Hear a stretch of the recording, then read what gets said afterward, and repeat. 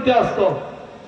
সেই মসজিদে যখন পরবর্তীতে আবার গেলাম, দেখছি হঠাৎ করে জালসার সিজন শেষ, পরের সিজন শুরু করেছি, দেখছি মসজিদ গোটা মার্বেল দারুণ করে বাঁধানো। তা আমার জানতে ইচ্ছা হলো যে এখানে কে করলো। নাম আপনাদেরকে বলছি না, কারণ আমাদের ঘরে বাইরে দুশ্মন। কটা লোক বললেন এখানে একজন ডাকা বুকা মুসলিম নওজোয়ান আছে, তার খুব কথা চলে শহরে, সে একাই করে দিয়েছে। বলুন আলহামদুলিল্লাহ। তো যে একাই করে দিয়েছে, কাউকে বলেনি, মাল চলে আসে, মিস্ত্রি কাজ করে, পেমেন্ট ওই করে, পাথর সেই দিয়েছে। চিন্তা করো। আমি এবার আপনাদেরকে বলতে চাইছি, যুব সমাজ, আমাদের হলদিয়া থেকে নিউ আলিপুরদুয়ার পশ্চিমবঙ্গের দৈর্ঘ্য, আর এই বীরভূমে ঝাড়খণ্ড বর্ডার থেকে নিয়ে একবারে সাগর সুন্দরবন এলাকা পর্যন্ত প্রস্থ 850 কিলোমিটার হচ্ছে। হলদিয়া থেকে নিউ আলিপুরদুয়ার পর্যন্ত 850 কিলোমিটার।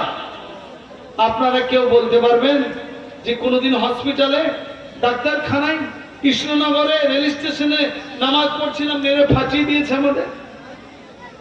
কিন্তু আমরা তো সুযোগটা নিইনি কাজে, আমরা সুযোগটা কাজে লাগালাম না বলে আজকে উত্তরপ্রদেশ ওই নিয়ম চলে এলো যে সরকারি জায়গাতে বিনা অনুমতিতে সরকারের নামাজ পড়া যাবে না। I believe there is no police station in the territory of West Bengal. পশ্চিমবঙ্গে এমন কোন থানা নাই যেখানে মা কালীর পুজো হয় না। আপনাদের ধবুলিয়া থানা তো নাকি না চাপড়া? ধবুলিয়া তো থানাতে পূজা হয় না? আর চানা সবাই দেয়, ডিলার ভাইরা তো বেশি দেয়। কেন দেয় তা জানি, চানা দেয়, পুজো করে।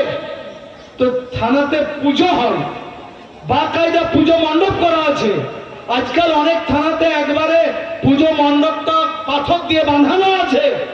আমি নাজমুল হক মনে করি পশ্চিমবঙ্গে যত থানা আছে, 350-এর উপরে থানা আছে, সব থানাতে আছে। আমি হিংসা করছি না, চলছে চলো।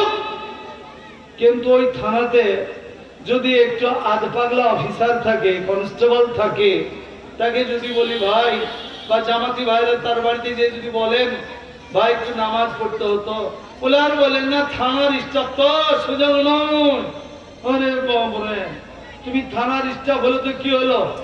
থানার গোটা স্টাফ মিলে মা কালীর পুজো চালিয়ে দিচ্ছে, কোনো অসুবিধা নাই, অসুবিধা হওয়ারও কথা নয়। ওই থানার আমি অফিসার নই, কিন্তু আমার স্কুলের পাশেই থানা। রমাজান মাসে থানায় যাওয়ার দরকার হয় বিশেষ কারণে, তো কসম করে বললে হানিস হব না। থানার চত্বরে ঢালাই করা আছে, তো জামাত করে নামাজ পড়লাম, তো বরঞ্চ পুলিশেরা এসে চেয়ার আগিয়ে দিল যেন আমাদের সুতরা হয়ে যায়। বলুন সুবহানাল্লাহ। সুতরা পর্যন্ত ইমাম সাহেব আগে দেয় না, তো থানার স্টাফ এসে আমাদের সামনে সুতরা করে দিল। যেই জাতিটা আমাদের সুতরার ব্যবস্থা করে, বলে দেয় যে আর কেউ হাঁটিস না সামনে দিয়ে, মৌলবীরা নামাজ পড়ছে। আমরা যদি যে কটা লোক চাকরি করি, সিভিক, যে কটা লোক স্কুলের মাস্টার, যে কটা লোক আমরা অফিসের অফিসার, সংখ্যাই কম, আমরা যদি নেককার, পরেজগার, মুত্তাকি হয়ে যেতাম, তাহলে আমাদের সুনাম ছড়িয়ে যেত। সুযোগটা যদি কাজে লাগাতাম, লাগানোর চেষ্টা করবো ইনশাআল্লাহ। আজ আপনাদের ব্লকে কটা অঞ্চল আমার জানা নাই, ধরে নিলাম ধবুলিয়া ব্লক 14টা অঞ্চল, 14টা অঞ্চলে 4টা মুসলমান প্রধান আর 10টা অমুসলমান প্রধান। এবার যদি মুসলমানরা মনে মনে করতেন আমাকে মাইকে ঘোষণা করতে হবে না, আমাকে হ্যান্ডবিল দিয়ে প্রচার করতে হবে না, মা দুর্গার পুজো আসলে পূজা মণ্ডপে নবে নব করে বেড়াতে হবে না, বিডি ছেলের মিটিং নিয়ে মমতা ব্যানার্জিকে থ্যাংক ইউ জানানোর জন্য, লক্ষ্মী ভান্ডারের ধন্যবাদ জানানোর জন্য গদ গদ করে দৌড়ে বেড়াতে হবে না। আমরা যদি মনে করতাম যে ঠিক আছে আমি মুসলিম আব্দুল জব্বার মেম্বার, আমি নাজমুল হক, আমি প্রধান, 4টা প্রধান আমরা মুসলমান, ওই এলাকাটাও মুসলমান, ওরা মেরে কেটে খেলে আমরা ন্যায্য কাজ করব, আমরা প্রজাদেরকে যা মাল দিবে মমতা ব্যানার্জি সেই পৌঁছে দেব, আমরা বিডিও অফিসের কাজ আদায় করে নিয়ে এসে সবটা পড়াই কাজ করব, আমার এলাকায় লাইট থাকবে, আমার এলাকায় ড্রেন থাকবে, আমার এলাকার রাস্তাঘাট ভালো হবে, আমার এলাকার বিধবা ভাতা বেশি হবে, বেকার ভাতা বেশি হবে, লক্ষ্মীর ভান্ডার বেশি হবে।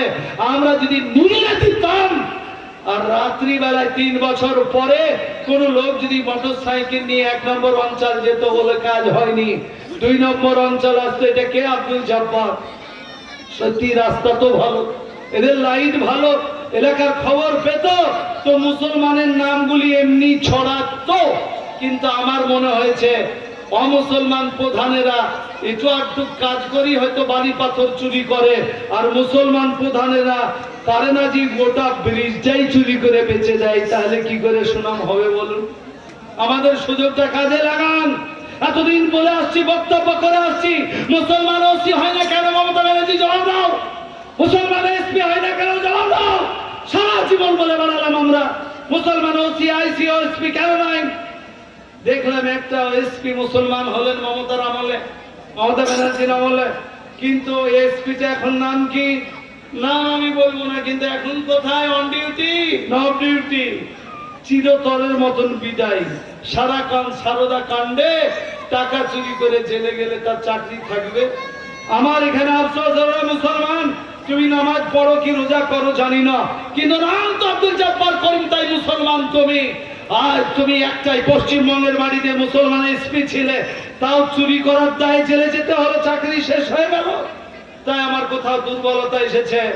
অমুসলমান ভাইরা থানার ওসি হলে হয়তো একটু ঘুষ টুস খায়, কিন্তু মুসলমান একটা ওসি হলে পারে না থানাটাকে বেঁচে দেয়, তো মুসলমানের মান কোথায় থাকবে? কিন্তু আমার মুর্শিদাবাদ মহকুমাতে এসডিআরও ছিলেন, ডিআরওর উপরে এসডিআর, এসডিও যেমন হয় মহকুমায়, এসডিও হয় পুলিশের, জমি সংক্রান্ত এসডিআরও হয়।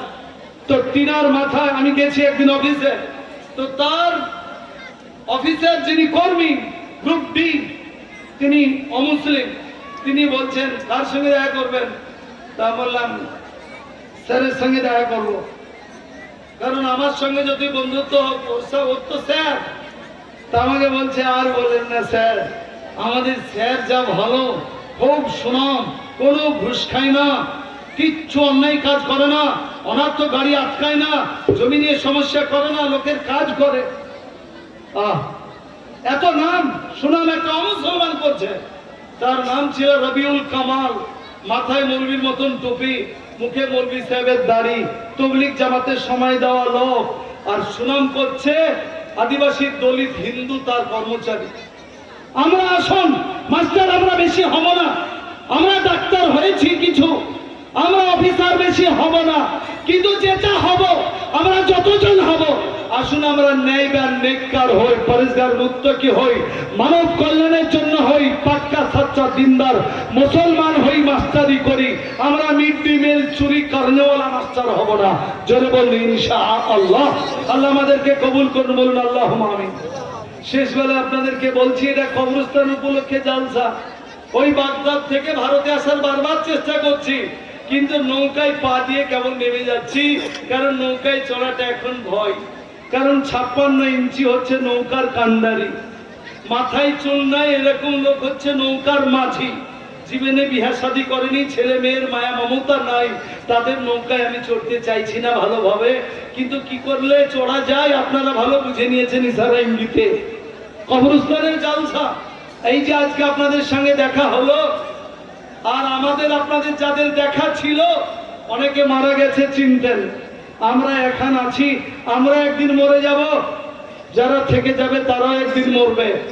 সব মিলিয়ে আমাদের আগে যারা মরেছে, আপনারা আমরা আজকে যারা মা বোন আপনারা আছেন, বাবাজি গুরুজনেরা, আমরা মরবো, আমাদের পরও যারা মরবে, যাদেরকে চিনতেন জানতেন, কিয়ামতের দিন সকলের সঙ্গে সকলের দেখা হবে।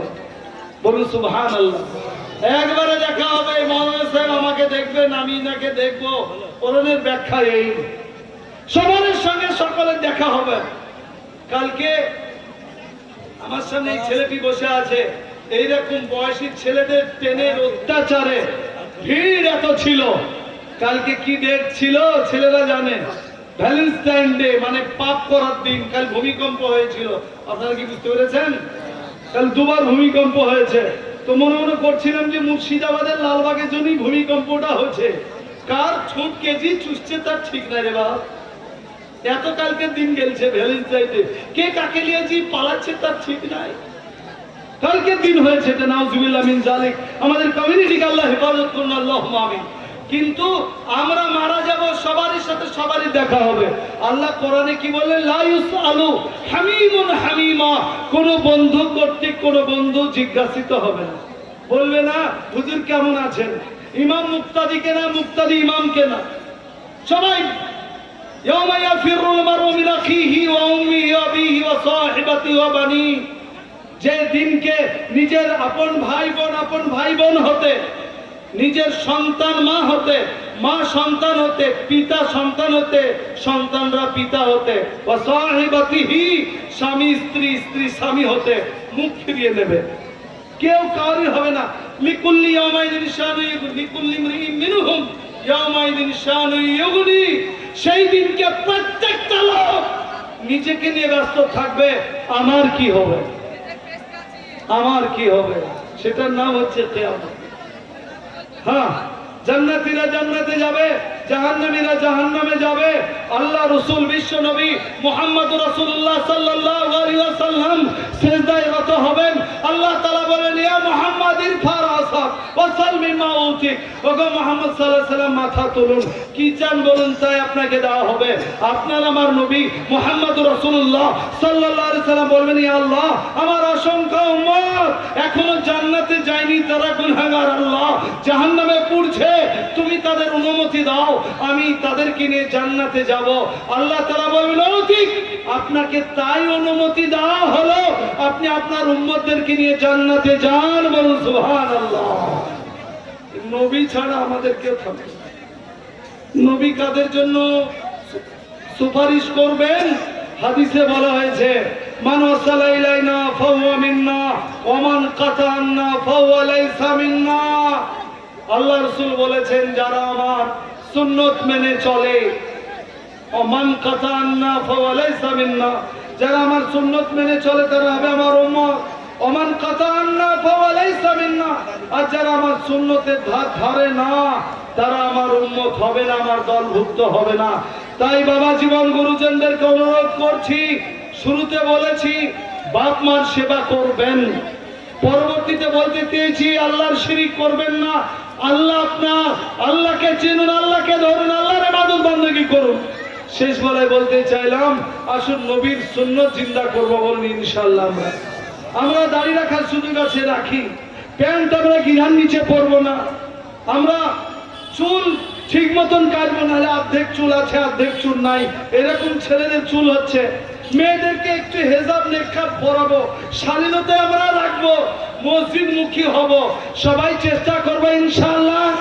যে হাত তুলেই বলে ইনশাআল্লাহ, নারায়ে তাকবীর, আল্লাহু আকবার। বাকি এরা যদি আমাদের কাছ থেকে আইন কেড়েই নাই, ধর্ম না পালন করতে পারি, তো শেষ বেলায় বলছি, হাত যদি এই পর্যন্ত ধুতে হয় অজু নামাজের সময়, তাই না? তো এই পর্যন্ত হাত ধুতে হয়, নাহলে নামাজ হবে না। এবার এক হাত কাটা লোক এসে বলছে, হুজুর আমি নামাজ পড়ি না কেন?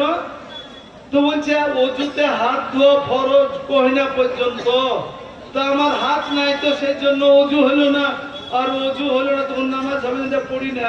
ভুল বুঝছো, আরে হাত নাই তো তোমার অজুই নাই, হাত ধোয়াই লাগবে না, বিনা হাত ধোয়াতেই চলবে।